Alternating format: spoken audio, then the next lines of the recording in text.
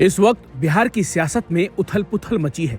ऐसे कयास लगाए जा रहे हैं कि सुशासन बाबू एक बार फिर से एनडीए का दामन थामने की सोच रहे हैं। मुख्यमंत्री नीतीश कुमार के फिर से पलटी मारने की खबरों के बीच अब सारी नजरें मुख्यमंत्री आवास पर टिकी हैं और बिहार की मौजूदा सरकार गिरने का शक गहराता जा रहा है। उधर बिहार बीजेपी अध्यक्ष सम्राट चौधरी को बीजेपी आलाकमान ने पटना से दिल्ली बुला लिया है।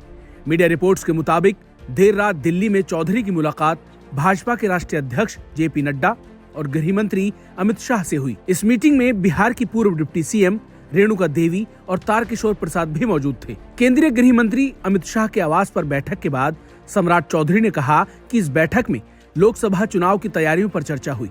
उन्होंने कहा कि नीतीश कुमार को लेकर कोई बात नहीं हुई। नेता प्रतिपक्ष विजय सिन्हा ने भी कहा कि नीतीश कुमार को लेकर कोई भी बातचीत नहीं हुई है। हालांकि मौजूदा दौर की सियासत में कोई भी हाँ नहीं होती और कोई भी ना साबित नहीं होती। 25 जनवरी को दिन भर की उहापोह के बाद शाम पटना में सीएम नीतीश कुमार के सरकारी आवास पर जेडीयू नेताओं का आना देर शाम तक जारी रहा। इन सब के बीच आरजेडी अध्यक्ष लालू यादव ने विधानसभा अध्यक्ष अवध बिहारी चौधरी से बातचीत की। खबर है कि डिप्टी स्पीकर और जदयू नेता महेश्वर हजारी ने भी अपने सारे दौरे रद्द कर दिए हैं, जिसके बाद राजनीतिक पंडित ये कयास लगा रहे हैं कि बिहार में कुछ तो बड़ा होने वाला है। अब अगर नीतीश के बीजेपी का दामन फिर से थामने की खबरें सच साबित होती हैं और जेडीयू आरजेडी का गठबंधन अगर टूटता है तो तेजस्वी यादव की अगुवाई में राजद अपने दम पर सरकार बनाना चाहेगी और इसके लिए चाहिए 122 का जादुई आंकड़ा। पार्टी के पास विधानसभा में कुल 79 विधायक हैं।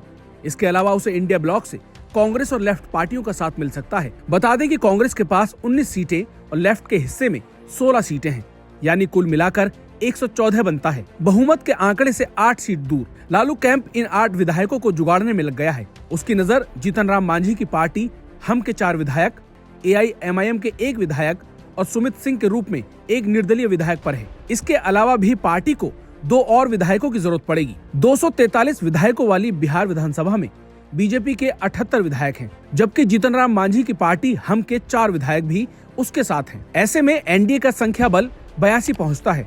ऐसे में नीतीश कुमार अगर अपने 45 जेडीयू विधायकों के साथ एनडीए में शामिल होते हैं तो ये संख्या बल 127 पर जा पहुंचता है, जो कि बहुमत के लिए जरूरी 122 के आंकड़े से 5 ज्यादा है। इस बीच बिहार बीजेपी नेताओं के साथ एक ही फ्लाइट में बैठकर दिल्ली आए जेडीयू नेता केसी त्यागी ने महागठबंधन में दरार की संभावनाओं से इनकार करते हुए कहा कि जेडीयू अब भी इंडिया गठबंधन का हिस्सा है। लालू यादव की बेटी रोहिणी आचार्य के ट्वीट पर सवाल पूछने के बाद केसी त्यागी ने कहा कि बच्चों की बात से क्या ही होता है। उधर मुख्यमंत्री आवास से बैठक के बाद बाहर निकले जनता दल यूनाइटेड नेता और नीतीश सरकार में मंत्री विजय चौधरी ने भी कहा कि सब ठीक है। इन सब के बीच चिराग पासवान ने भी अपनी पार्टी के नेताओं के साथ बैठकों का दौर शुरू कर दिया है। ये बात और है कि मौजूदा बिहार असेंबली में उनकी पार्टी का एक भी विधायक मौजूद नहीं है। अब हर कोई नीतीश कुमार की तरफ नजर बनाए हुए है कि उनकी तरफ से कब क्या हो जाए, क्योंकि उनके पहले से पलटी मार इतिहास से हर कोई वाकिफ है।